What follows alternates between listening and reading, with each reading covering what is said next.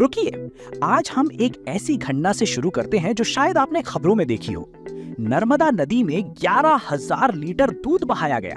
हजारों लोग थे, कैमरे थे, जयकारे थे और नदी में दूध का सैलाब था। अब मेरा सवाल सीधा है, ये क्या था? यह था एक आईना जो हमें हमारी असली हालत दिखाता है। मैं सहमत हूं कि ये एक आईना है, लेकिन उस आईने में क्या दिखता है, इस पर हम दोनों अलग अलग जगह खड़े हैं। तो बताइए, आपको उस आईने में क्या दिखा? मुझे एक ऐसा समाज दिखा जिसने अपनी आस्था को कहीं ना कहीं गलत दिशा में मोड़ लिया है, लेकिन आस्था का होना वो गलत नहीं है।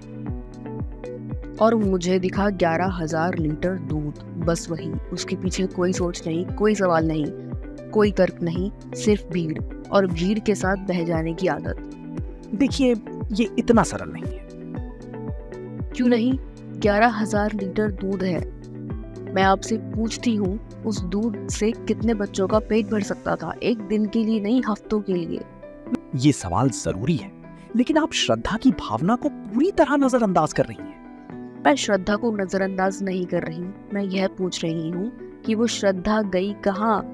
जब दूध नदी में बह रहा था, उसी शहर में कोई बच्चा कुपोषित था, उसी वक्त किसी माँ के पास बच्चे को पिलाने के लिए दूध नहीं था, तो वो श्रद्धा उस बच्चे तक क्यों नहीं पहुंची? रुक कर, ये एक असुविधाजनक सवाल है। असुविधाजनक इसीलिए है क्योंकि इसका जवाब हमारे पास नहीं है, और यही समस्या है। लेकिन चलिए, सिर्फ इंसानों की बात छोड़िए, क्या आपने सोचा कि उस नदी में रहने वालों का क्या हुआ? यह सवाल मैं खुद पूछना चाहती थी। 11,000 लीटर दूध जब एक नदी में एक साथ डाला जाता है तो वो सिर्फ बहता नहीं, वो नदी के पानी में घुलता है।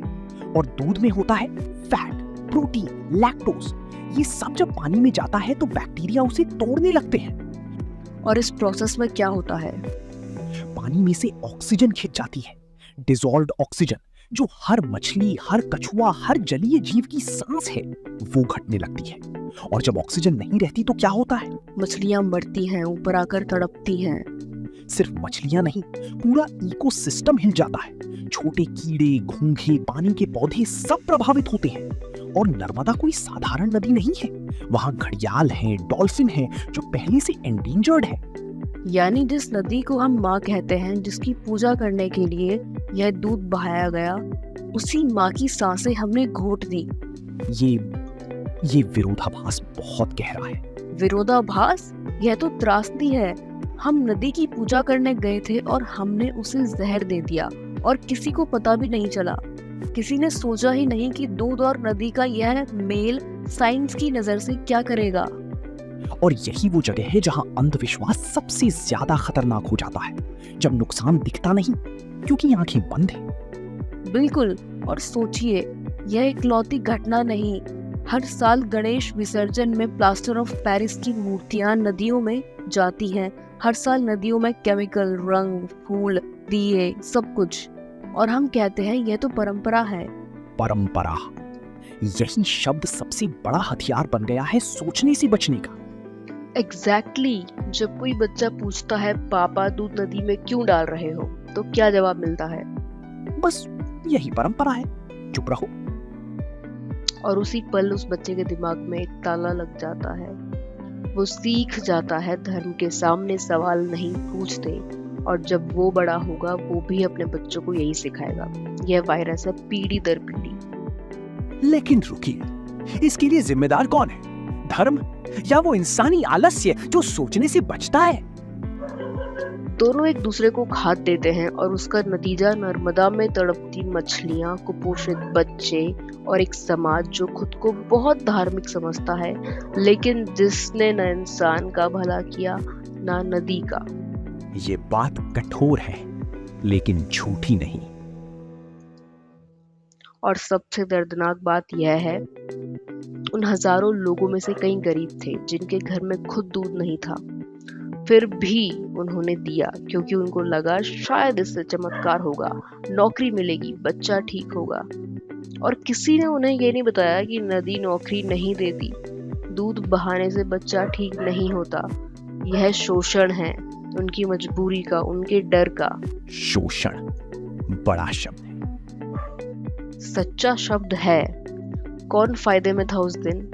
वो गरीब इंसान जिसने दूध दिया, या वो जिसने यह पूरा आयोजन किया? कैमरे, भीड़, जयकारे, ये सब अपने आप नहीं होता। तो हल क्या है? धर्म को खारिज कर दें? नहीं, हल यह है कि अगली बार जब कोई ऐसा आयोजन हो, कोई एक इंसान खड़ा हो और पूछे, भाई ये दूध नदी में जाएगा तो मछलियों का क्या होगा? यह दूध किसी बच्चे को तो दे सकते हैं क्या? बस यह एक सवाल पूरे सम्मोहन को तोड़ सकता है। और असली धर्म यही करता है। वो कहता है, बिना समझे मत मानो, सोचो, आंखें खुली रखो। तो जो आंखें बंद करवाए, चाहे कितनी भी पुरानी परंपरा हो, वो धर्म नहीं है।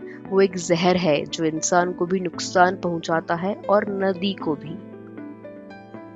विज्ञान और असली धर्म दोनों एक ही बात कहते हैं। सोचो, समझो, देखो कि तुम्हारे काम से क्या हो रहा है। और अगर तुम्हारी श्रद्धा किसी बच्चे को भूखा मार रही है और किसी नदी को मार रही है, तो वो श्रद्धा नहीं है।